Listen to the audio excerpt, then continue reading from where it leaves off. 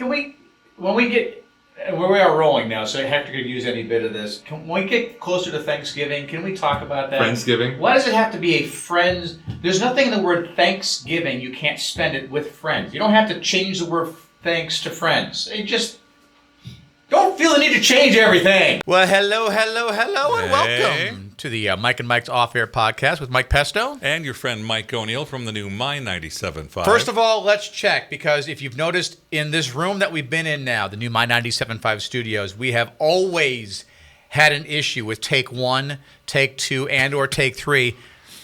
Operator error several times. I'm making sure on the board, Mike, you can verify we are okay to record audio. Looks good. What does it look like in front of you? I'm looking like it looks fine. Hey. We will see when it gets posted, but thank you for watching. Really appreciate it. For those of you who've just listened, watch, too. We've got a YouTube channel. We'll post up new stuff up there all the time. In fact, as we're recording this, we are getting ready for the Independence Spectacular in Riverway Sports Park, July 3rd.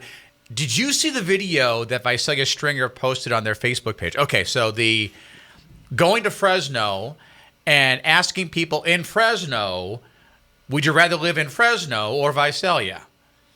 And obviously everybody said Fresno. Really? They'd rather live in Fresno? Well, they're already there, so... Oh, the Fresnans would? Yes, because the video was shot in Fresno. Okay. Yeah. I missed your point, but I get it now. So what I want to do, and I just spoke with Hector about this, if you join us in Riverway Sports Park, expect to see me and someone else walking around, because if they're going to ask the question in Fresno, we got to ask the same question in Visalia. Would you rather live in Fresno, or the correct answer is Visalia? Yeah, I would rather live here in the South Valley. Nice and quiet, if not a little toasty right now. Well, I would argue the same with Fresno. In fact, with toastier. I forget what they call it, but because you're talking about an urban city with the asphalt and it radiating heat, it has a tendency to be hotter in Fresno. The closest thing with that video, by the way, that Visalia got to a yes was a woman who said, "If I'm married, Visalia. If I'm single and want to have fun, Fresno." Wow. I get it. So what are you doing for the 4th? Absolutely nothing other than keeping my dogs calm. Yeah. We have one, Riley, our terrier mix, who at the slightest sound of anything will be under our bed shivering. Not making a sound, but the first time we used the fan in our room, because we got a ceiling fan, and then we'll also break out a regular fan that oscillates and keeps us both cool as well.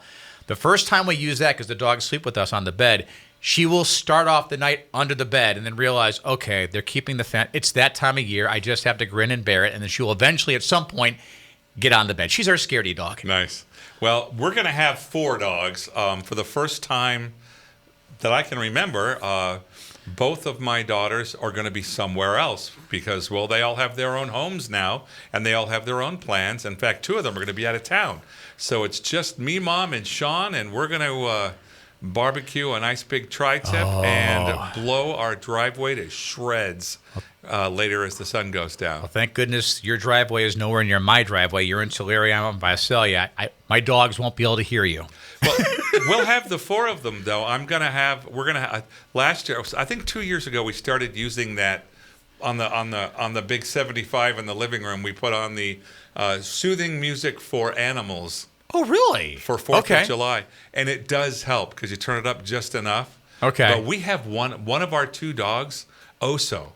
Man, whenever outside, she looks out the door. She goes from being peaceful to, I am going to kill that. You can see her face. Let me out. I am going to go get that and throttle it. And so we can't let him out. But we'll just be peaceful, be chill. We'll just keep going in and out, and nothing we have explodes. It's just cones and you know. I'm not. Let's do a mortar in the middle of our street guy. Although they're there. Okay. I'm not the guy. We just do the safe and sanes and just light it up for a little while, put a little music on, have fun, and go back in the house. Very nice. Yeah, as far as the actual day, I'm not sure yet, other than making sure the dogs are going to be fine, and they will be freaking out. Don't let them out. So question I want to ask you, because we're asking everybody else at my975fm.com, the name of the park in Tulare, across from City Hall, where you will now find Adventist Health Amphitheater, which I got a chance to see my first concert there. Clint Black was there last Saturday, and Toad the Wet Sprocket and Sixpence None the Richer, who we obviously play, going to be there on the 18th, Friday of this month. Cannot wait. I'll bet those band members are taller than Clint. Were you surprised when you saw Clint? Well, I saw him on stage, so I didn't get a chance to go backstage and meet him. And I've met him before, and I'm about his height. He may be like an inch or two shorter than I am, but maybe he had the boots on at the time, so that I don't recall. I remember seeing REO Speedwagon with Styx, and except for JY, it was like, that is 2 bands full of Lilliputians. I was like, wow, that's amazing. That was Mike O'Neill. Being mean. No, they were just short, and I was like, wow, I didn't realize. But yeah, Clint was wildly talented when we saw him. Yeah, he just owned, or one of the country artists that owned country music in the mid to late, even early 90s. When I first started, Clint was king. I was on K-Jug for about 11 years, 9, 10, 11 years. And when I first stepped into the studio over on Mooney Boulevard, Achy Breaky Heart was number 1 for the 48th week or whatever it was. My apologies. Yeah, right. It was right at the end of the run, and it was right as country was transitioning. And Clint and Garth were hitting the scene, and it was their time, and it was a fun time for country. But I want to ask you about the park itself. Is it pronounced Zumwalt Park, or is it pronounced Zumwalt Park? And the reason I ask is when I moved here in 2011, all I ever said on the air was Zumwalt Park, because that's just what I've heard people referencing to. When I was at the grand opening for Adventist Health Amphitheater, there was a mix on stage of the mayor, the city manager, other dignitaries, other representatives mixing and matching either Zumwalt or Zumwalt. It actually is someone's last name. It was an Admiral, Elmo R. Zumwalt, or Zumwalt, Jr., who is credited for modernizing the Navy back in the 1970s. He was born and raised in Tulare.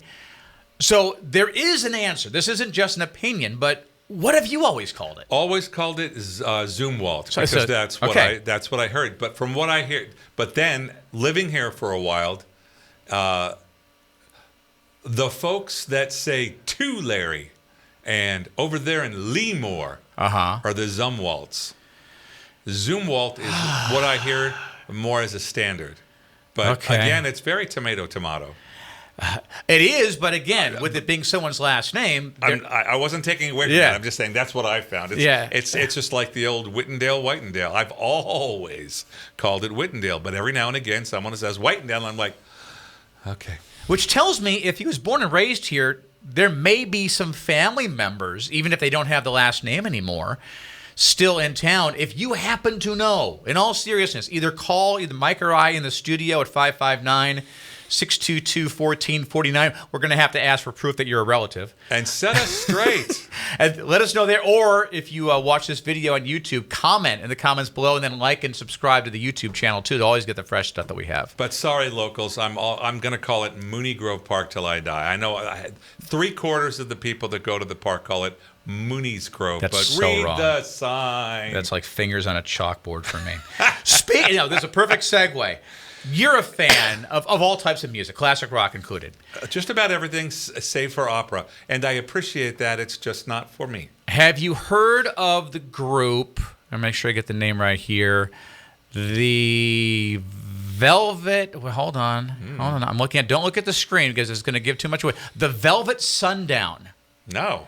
Okay, so I want to play a little bit of their stuff for you, and tell me what you think of this. There goes nothing. Okay. Little Pink Floyd-esque right there. A little nothing. Not quite as good a guitar player as David Gilmour, but still. The vocals, nothing like them, though. But it has a classic rock Very much vibe so. to it. Way too much reverb. So what do you think? Decent? I haven't heard enough, but it's interesting. It's worth a look.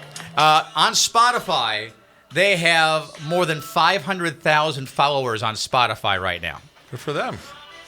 Where are they from? Or that's where you're going. That's the big question, because they've released 2 albums in less than a month.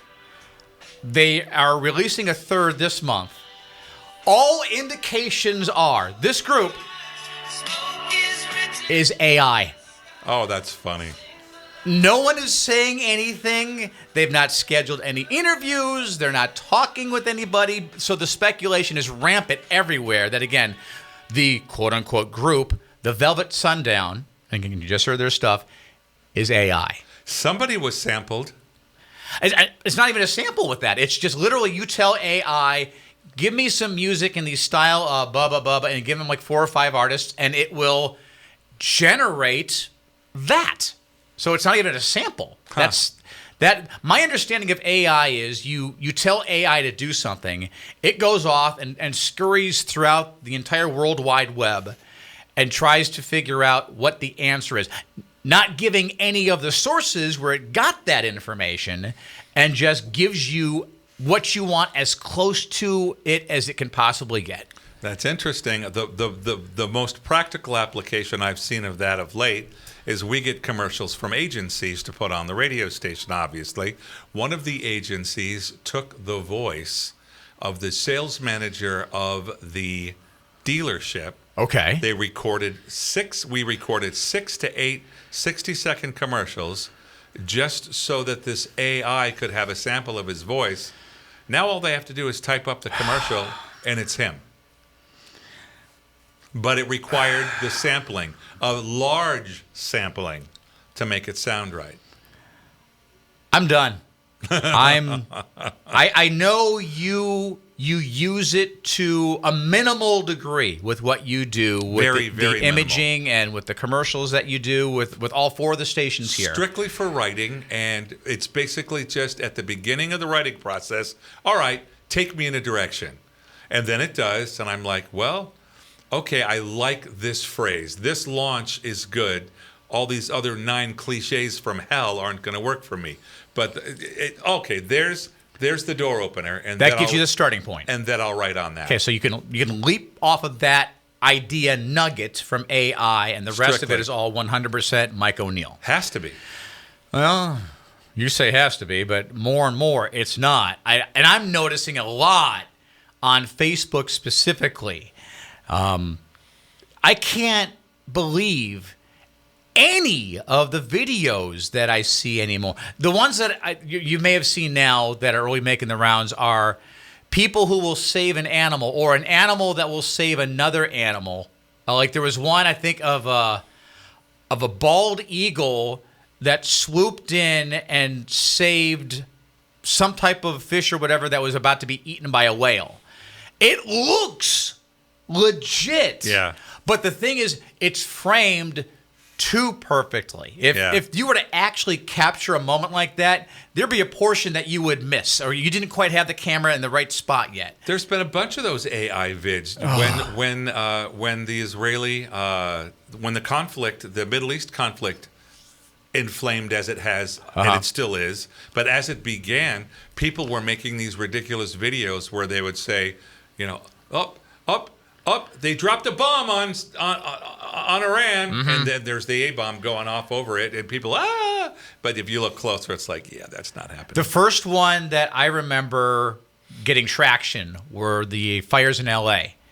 And I had friends of mine who live in Illinois, because I was born and raised there, who would ask me, do you live close to Southern California with the wildfires down there? Oh, no, that's not affecting us. Did you see the one with the Hollywood sign? I mean, how bad is it burned? I saw what that. are you talking about? And they would send me the video. And the fact that the flames were raging behind the Hollywood sign, but the Hollywood sign itself was not touched at all. Dude, it's AI. What's it made Please of? don't fall Teflon, for for it. the love of God. But that day, that did get a minute on social media. Yeah, even it got a minute. Jimmy Kimmel, who does his show right off of Hollywood Boulevard, they can see the Hollywood sign from their studio. They referenced that night and show the video. And then I think they did a cutaway shot to someone outside the studio as they were taping. And as you can plainly see, the Hollywood sign is fine. Fine and no fire. And the other aspect of it was, really, with all the people that did lose everything, legitimately, lives lost, the biggest concern with people outside of California is that the Hollywood sign may have been burnt. No, not that. Not people and their belongings. That's not more important.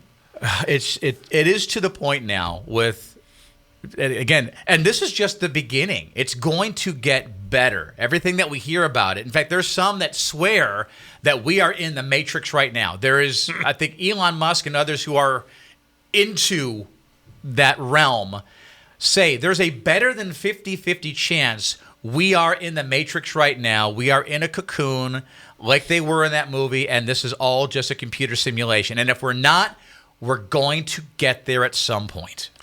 No, thank you.